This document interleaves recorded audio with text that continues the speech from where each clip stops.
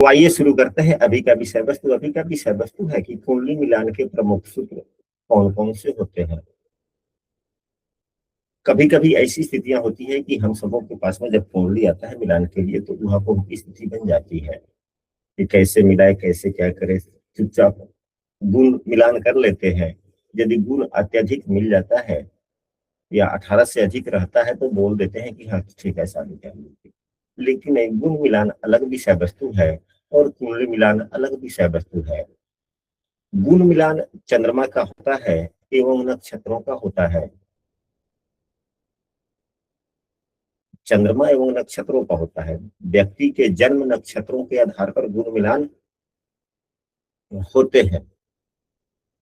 जबकि यह हम सबों ने देखा है, हम सबों ने समझा है, हम सबों ने पाया है, हम सबों ने अनुभव भी किया है कि जातक का जन्म किसी भी नक्षत्र में हो, परंतु अगर ग्रह योग अच्छे न हो, ग्रह की स्थितियां ठीक न हो, तो जो नक्षत्र के जो गुण धर्म स्वभाव बतलाए गए हैं उन स्वभाव में परिवर्तन देखने को कुछ ना कुछ मिलता है। अगर खराब स्थिति में ग्रह का योग होता है तो बुरी स्थिति देखने को मिलती है। अगर वहां पे शुभ प्रभाव होता है तो और अत्यधिक अच्छाइयां देखने को मिलती है। क्या ऐसा बात देखने को मिलता है कि नहीं मिलता है? अनुभव में है या नहीं है? जी गुरुजी, अनुभव में है गुरुजी। इसलिए हम सबों को कुंडली मिलान की प्राथमिकता देनी चाहिए। एक अच्छे एस्ट्रोलॉजर को कुंडली मिलान की प्राथमिकता देनी चाहिए।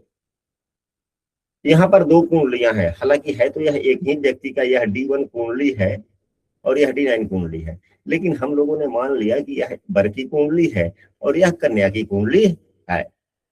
यदि दोनों कुंडलियों का मिलान करना है तो किन किन नियमों का? तो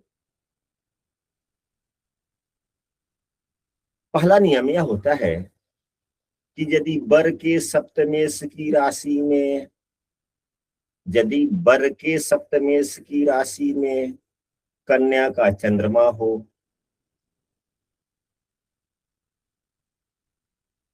पहला नियम, वर के सप्तमेश की राशि में कन्या का चंद्रमा हो, मतलब कि कन्या की राशि हो तो अच्छी बात है। यहाँ पे वर का सप्तमेश कौन है? शनिदेव है। यहाँ पर 10 नंबर की राशि है तो लड़की के कुंडली में 10 या 11 में चंद्रमा होता तो उत्तम होता। जो यह कुंडली का मिलान का यह सूत्र नहीं लागू हुआ। दूसरा, कन्या की राशि, अब कन्या की राशि यह हो गई कर्क। कन्या की राशि में वर का सप्तमेश जो बनता है उसका उच्च राशि हो, यानी कि कन्या की कुंडली में, इस कुंडली के अनुसार कन्या का चंद्रमा यानी कि लड़की का चंद्रमा अगर तुला राशि में होता तो वर का सप्तमेश यहाँ पे उच्च का हो जाता है। यानी कि वर का सप्तमेश जिस राशि में उच्च का होता है उस राशि में कन्या का चंद्रमा हो अच्छा है।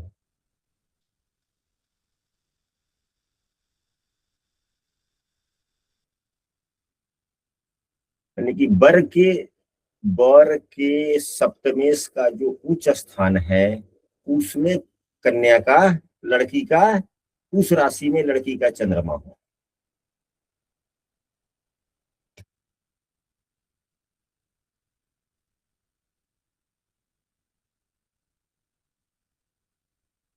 इस सूत्र को एक बार कोई व्यक्ति दोहरा तो दे। गुरुजी, जो वर का चंद्रमा है वो कन्या के सप्तम भाव में चंद्रमा होना चाहिए। नहीं समझे। पुनः हम इस, हाँ पुनः हम, बोलिए। वर के सप्तमेश की राशि में कन्या का चंद्रमा होना चाहिए गुरु। हाँ, वर के सप्तमेश की उच्च राशि में कन्या का चंद्रमा होना चाहिए। हाँ, वर के सप्तमेश की उच्च राशि में कन्या का चंद्रमा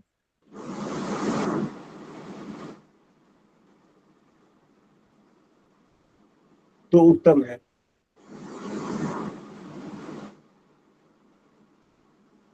अगर यही उल्टी स्थितियां होती है तो क्या होगा? अगर वर के सप्तमेश के नीच राशि में कन्या की राशि हो तो मन में मुटाव रहेगा।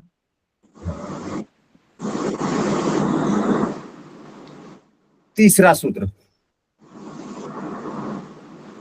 वर का शुक्र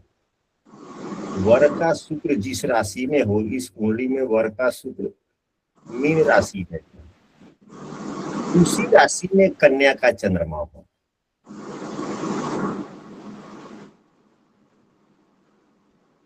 तो उत्तम बात है।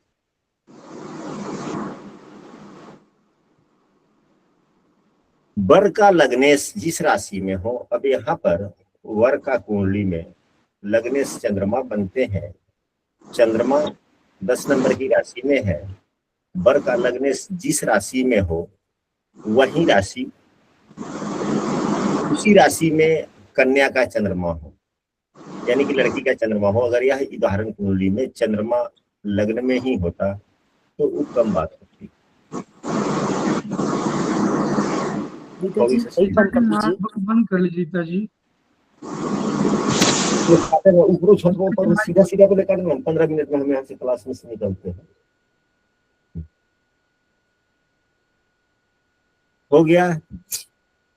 वर का लग्नेश जिस राशि में हो, वर का लग्नेश, अब यहाँ चंद्रमा बनता है 10 नंबर की राशि में है, अगर वही राशि कन्या की राशि हो तो उत्तम है। यह एक सामान्य सूत्र है।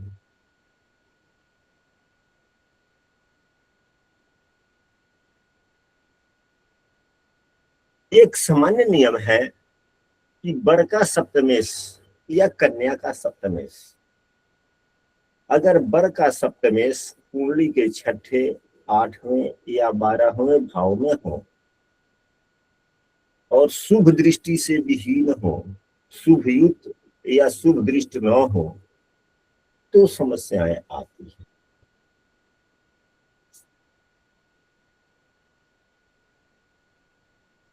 अब यहाँ पर सप्तमेश को देखे, वर के सप्तमेश को देखे कि सप्तमेश कहाँ है।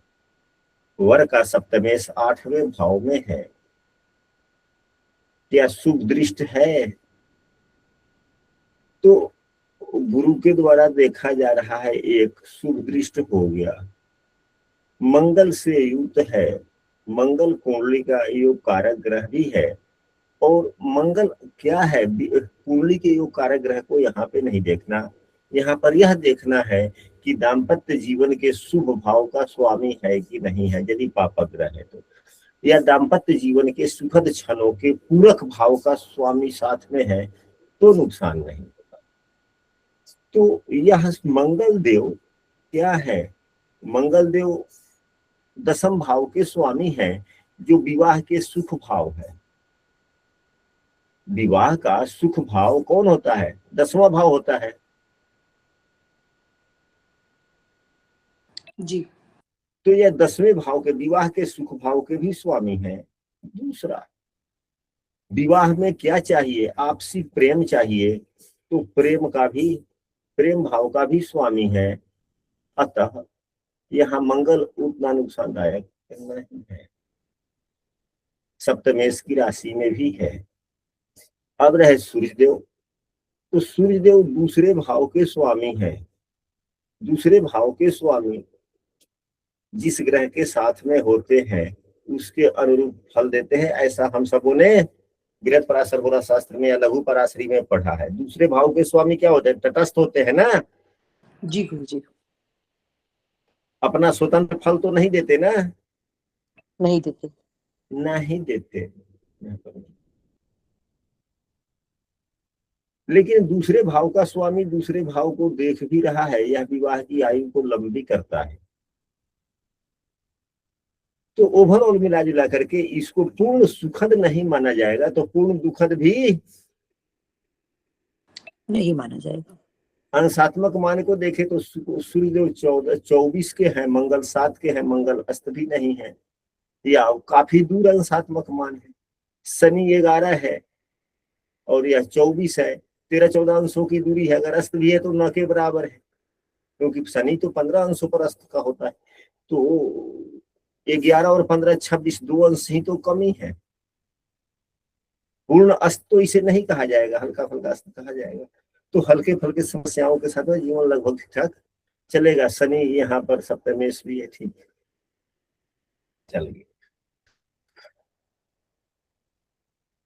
तो यह एक सामान्य सूत्र है कि यदि कुंडली का सप्तमेश 6ठे 8वें 12वें में जाकर के पाप पीड़ित हो जाता है, शुभग्रह से दृष्ट नहीं होता, युक्त नहीं होता, तो सामान्यतः उस व्यक्ति के दाम्पत्य जीवन कष्टमय व्यतीत तो होते ही हैं।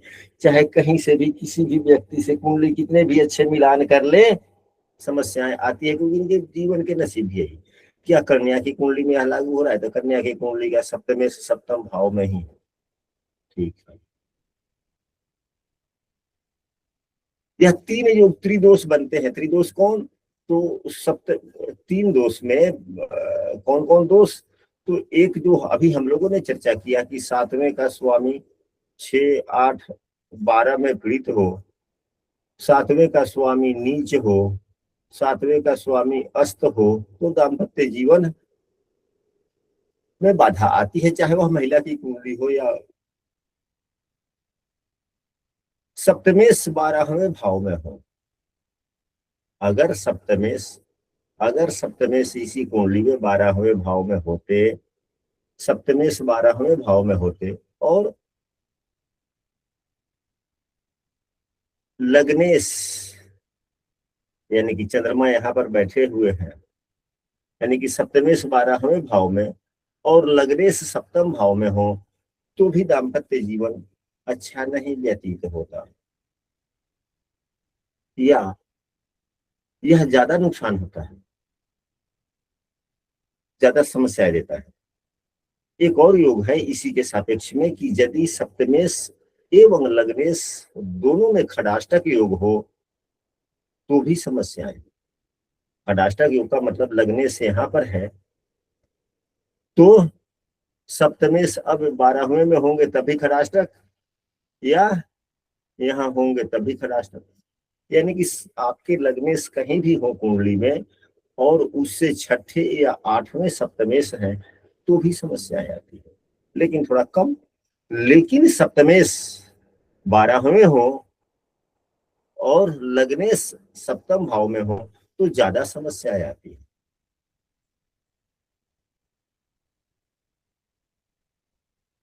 वैवाहिक जीवन में समस्याओं की चर्चा की गई। यही सूत्र विवाह में काफी बाधा के भी सूत्र उत्पन्न करते हैं। कब? जब यही सप्तमेश 12वें में है, लग्नेश सप्तम में होते हैं, तब विवाह में बाधा का योग भी, विवाह देरी से होना, विवाह में बाधा आ जाना इत्यादि, विवाह न होना, विवाह का मन न होना, चाहे किसी भी कारण से।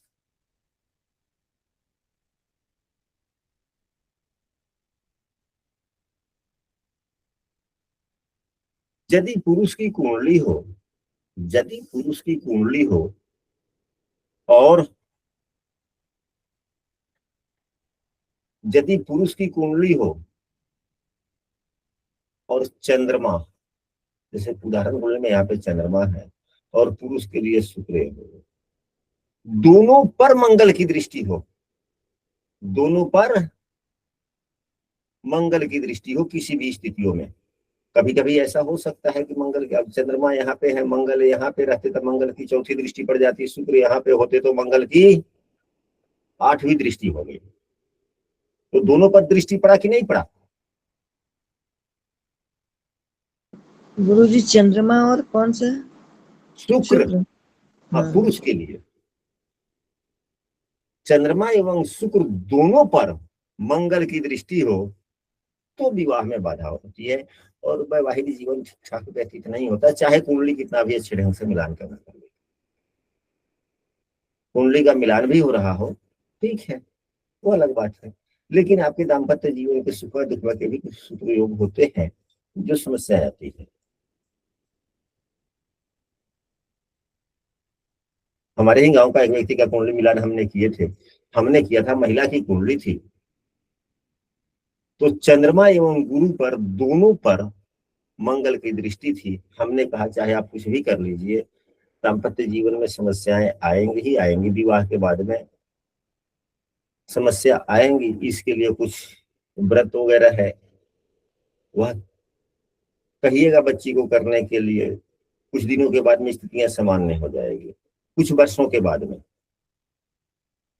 जब भी वैवाहिक जीवन में समस्याएं आए, नव दंपति हो, तो व्रत करने के लिए अवश्य कहें। व्रत करने के लिए, संबंधित व्रत करने के लिए अवश्य कहें।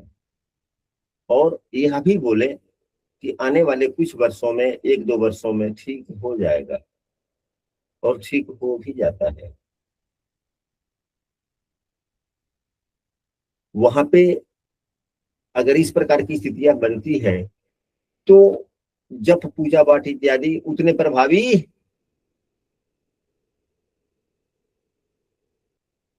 नहीं होते।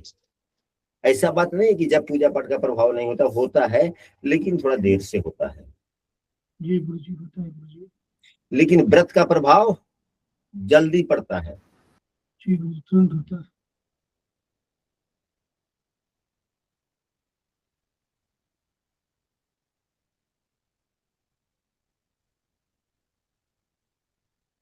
अगर तो महिला की व्रत कुंडली हो तो चंद्रमा एवं गुरु दोनों पर मंगल की दृष्टि, पुरुष की कुंडली हो तो चंद्रमा एवं शुक्र पर दोनों। मंगल की दृष्टि। गुरु जी, हाँ जी। फिर इस स्थिति में व्रत किसका करवाएंगे हम लोग? गुरु का, शुक्र का, चंद्रमा का?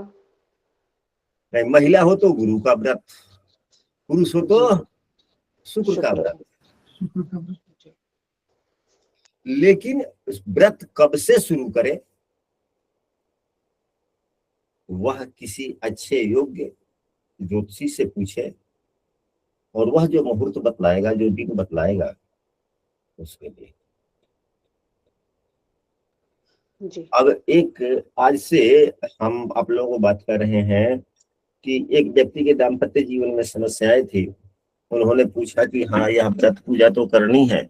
आपने कहा कि 5 दिन का व्रत रखना है, लेकिन उस और 5वें दिन थोड़ा सा जिस देवता का आप व्रत कह दिया जाएगा बतलाने के लिए, उस देवता का 5वें दिन आपको थोड़ा सा पूजा पाठ करके उस देवता के नाम से हवन वगैरह करना है। उन्होंने पूछा कि कब से शुरू करें, तो यह हमने कुंडली देखा था लगभग आज से 5-6 महीने। उनके लिए मुहूर्त बना है 4 मई। इस 4-5 महीनों में मुहूर्त ही नहीं बना था। बनते थे तो तिथि नहीं सही, तिथि ठीक है, नक्षत्र सही नहीं, कभी दोनों ठीक तो कभी दिन सही नहीं, कभी दिन सब कुछ ठीक तो 5वें दिन हवन का मुहूर्त सही नहीं। तो संयोग से यह बना। तो कभी कभी देर होते हैं मुहूर्तों के निर्धारण में। चलिए,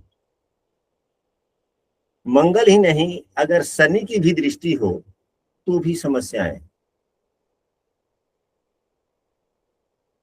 शनि थोड़ा कम करता है, लेकिन मंगल थोड़ा ज्यादा करता है।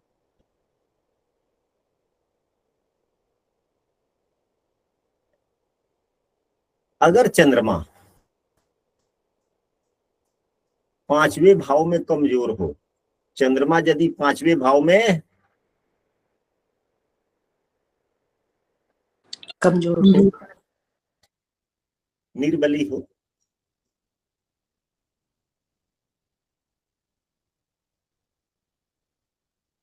और 3 भाव पाप पाप प्रभावित हो। 3 भाव कौन से थे? एक लग्न, जैसे कि यहीं पे चंद्रमा हो जाए तो खैर निर्बली का मतलब ये नहीं कि नीच का हो गया तो निर्बली हो गया। नीच का हो गया तो स्वभाव खराब हो गया। निर्बली का मतलब ये हुआ कि अब यहीं पे चंद्रमा है, राहु भी है, राहु का अंशात्मक मान 3 है, तो चंद्रमा का भी अंशात्मक मान 3 के अगल बगल में होता था। राहु से के द्वारा पूर्ण चंद्रमा खराब हो जाता है, निर्बली हो जाता है। राहु चंद्रमा के गुणों को अवशोषित कर लेता राहु पूरा ना, जी तो निर्बली हो गया। या अंशात्मक मान से निर्बली हो गया। चंद्रमा बुध की राशि में निर्बली हल्का माना जाता है, क्योंकि वह शत्रु की राशि है।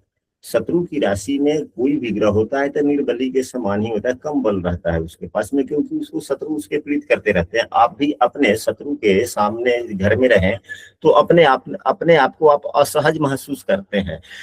ठीक वही नियम ग्रहों पर भी लागू होता है, यानी कि चंद्रमा निर्बली हो, 5वें भाव में हो।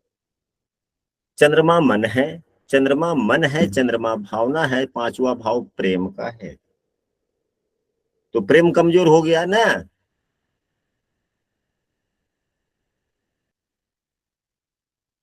अगर जी गुरुजी। पांचवें भाव में चंद्रमा अगर कमजोर हो गया तो प्रेम कमजोर हो गया आपका। जी गुरुजी। लेकिन उस कमजोर अगर हल्का भी मन में प्रेम की भावना 5-10% है तो उसको जागृत कौन करेगा? शुभाग्रह। और किसको जागृत करेगा? लग्न को। लग्न प्रेम कौन करेगा? लग्न ही करेगा या 5वां भाव प्रेम कर लेगा? लग्न करेगा। लग्न करेगा। यहीं पे हम सब थोड़े भूल कर लेते हैं, नहीं करना चाहिए। हम कल शाम में क्लास चला रहे थे तो कभी कभी ऐसा होता है कि जिसको आप बड़ा मानते हैं वो तो खैर सदैव बड़ा है ही, लेकिन उनके मन में भी कभी कभी उलझन आता है तो वो आपके पास में आते हैं। आपके पास में मन में उलझन होता है तो आप उनके पास में जाते हैं, आपसी चर्चा होती है। उसका ज्ञान उन्हें भी नहीं है, उसका ज्ञान आपको भी नहीं है, लेकिन जब आप दोनों आदमी उस विषय पर चिंतन मनन करते हैं, मंथन करते हैं, आपसी चर्चा करते हैं तो कुछ ना कुछ उसका सुखद परिणाम निकल जाता है। निकल जाता है कि नहीं निकल जाता है? जी गुरुजी, निकल जाता है। निकल जाता है। तो इसी प्रकार की एक कुंडली थी तो उन्होंने चर्चा किया, हमने कहा कि ठीक है जी इसका उपाय। तो उन्होंने कहा कि क्या इसको ठीक किया जाए? हम ये इसको ठीक करके क्या कर लीजिएगा? ये तो प्रेम की, यहाँ पर चंद्रमा को बलवान कीजिएगा हो जाएगा, लेकिन इसके लग्न में भी पापग्रह है, इसके 7वें भाव में भी पापग्रह है, इसके 12वें भाव में भी पापग्रह है, तीनों भाव में पापग्रह थे। तो पापग्रह तो जीव तत्वों से नफरत करता है ना।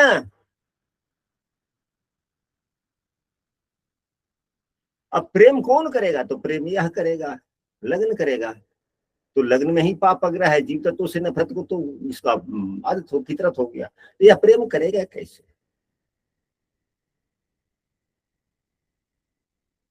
उपाय यही है कि पापग्रह का उपाय किया जाए, लग्न में स्थित पापग्रह का उपाय किया जाए और चंद्रमा का व्रत किया जाए, और वो भी अच्छे दिन तिथियों में।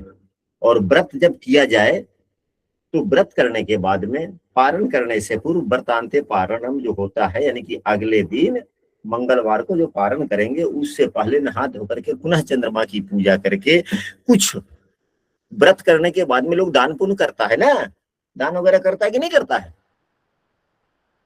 गुरुजी करते हैं गुरुजी। करते हैं। तो चंद्रमा से संबंधित वस्तुएं जैसे चावल, गांव में तो हम लोग चावल ही बोलते हैं, उस चावल दान करें, फिर उसके बाद में पारण करें। ऐसा उसको बोलिए कि 21 सोमवार को यह व्रत करें और बड़े मन योग से करें। और लग्न में बैठे हुए पापग्रह का कहिए कि शांति उन्ति करवा लेगा। 7वां भाव भी अगर आपका प्रेम कमजोर हो गया, 7वें भाव में पापग्रह है, तो आपको यहां से प्रेम नहीं मिलेगा।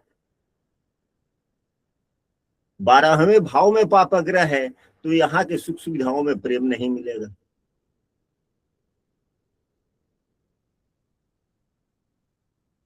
या प्रेम की जीवन में वास्तविक प्रेम ही नहीं मिलना तो शादी होने में समस्या है, क्योंकि शादी होने के बाद में प्रेम तो मिलता ही है। तो यदि प्रेम ही आपका बाधक है तो फिर शादी कहां से? बुध शुक्र यदि सप्तम भाव में युक्त हो, बुध शुक्र यदि सप्तम भाव में युक्त हो तो भी दाम्पत्य जीवन में समस्या आ जाती है। विवाह के बाद चाहे महिला की कुंडली हो चाहे पुरुष की कुंडली हो,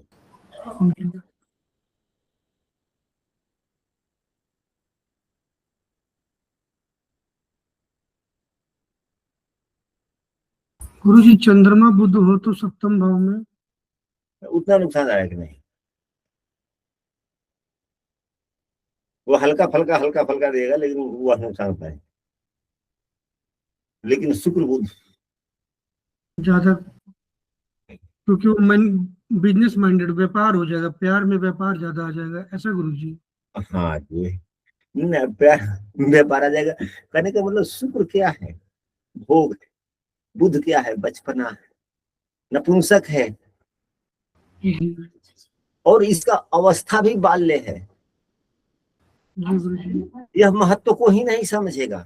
अगर शनि शुक्र है तो शनि वयस्क है जी गुरुजी। और शुक्र भोग है, तो दोनों ही तो नपुंसक ग्रह है। लेकिन शनि कुछ कम बाधा देगा, और 7वें भाव में शनि दिग्बली भी होता है। शनि दिग्बली भी होता है 7वें भाव में। हालांकि 7वें भाव में शनि निष्फल होते हैं, लेकिन किसी ग्रह से युक्त हो तो फलदायी हो जाते हैं।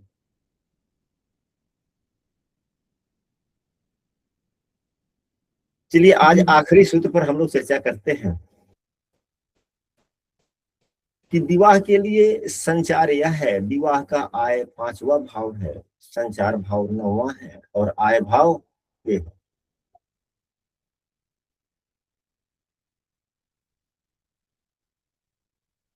पांचवें भाव से ही प्रेम क्यों देखा जाता है? तो वैवाहिक जीवन व्यतीत कैसे होगा? जैसे कर्म का आय 8वां हो जाता है, व्यक्ति का आय 11वां हो जाता है, उसी प्रकार 11वां भाव आय का है। जितना आय होगा उतना ही वह सुखमय होगा। तो विवाह के लिए आय वो हो गया 5वां, तो विवाहिक वह मदद करेगा। तो जितना शुभ होगा उतना मदद करेगा वैवाहिक जीवन में। तो वैवाहिक जीवन में मदद क्या करता है? दुख सुख थोड़े मदद करता है। बहुत से आप देखते होंगे भिखमंगा भी है तो आपस में बड़ा प्रेम से रहता है। विवाह दाम्पत्य सुखी दाम्पत्य जीवन का आधार पैसा नहीं है, संपत्ति नहीं है, भावनात्मक लगाव है, आपसी प्रेम है। विवाह का आय तो वही है, प्रेम है। जितना प्रेम उतना अच्छा, इसलिए 5वें भाव से प्रेम देखा जाता है।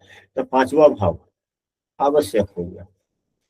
विवाह के का संचार 9वां भाव, यानी कि, और विवाह चाहे महिला के लिए हो या पुरुष के लिए हो, शुक्र की प्रधानता जरूर होता है क्योंकि भोग का कारक है। अगर इन भावों में ही शुक्र अगर पीड़ित हो पाप ग्रह से, इन भावों में ही पंचम सप्तम या नवम भाव में अगर पीड़ित हो तो विवाह में परेशानी आएगी, समस्याएं वैवाहिक जीवन में आएगा। तो आज की कक्षा में हम यह छोटी सी कक्षा रही। गुरुजी मंगल के बारे में थोड़ा बताइए गुरुजी, कि अष्टम में जो मंगल होगा अष्टम भाव में, वो सूत्र तो बहुत ही महत्वपूर्ण है कि अष्टम भाव में मंगल बहुत परेशानी देता है गुरुजी। हाँ, यहाँ पर तो परेशानी देने वाले योग बनते हैं। इस कुंडली में मंगल परेशानी देने वाले बनते हैं, क्योंकि अष्टम वो मांगल्य भाव है और वहाँ पे मंगल का बैठ जाना ज्यादा हाँ। परेशानी प्रदत्त करता है। अच्छा, वहाँ पे क्या करना चाहिए गुरुजी, थोड़ा सा मार्गदर्शन दीजिए। मंगल का उपाय करना चाहिए। अब किस प्रकार से उपाय होगा नहीं होगा, हम जो है एक मिनट, आप तो 2-3 कक्षाओं में भाग लेते हैं, अलग कक्षा में भी हैं, किसी भी कक्षा के समूह में लिख दीजिएगा, हम वहां पर डिटेल में चर्चा करेंगे, घंटों भर चर्चा करेंगे और खूब समुचित बढ़िया से उपाय हम बतलाएंगे। आज यह आखिरी कक्षा है और कुछ ढेर सारे काम तो ऐसे है ही नहीं है, कोई बात नहीं है। तो एक दो, हाँ, एक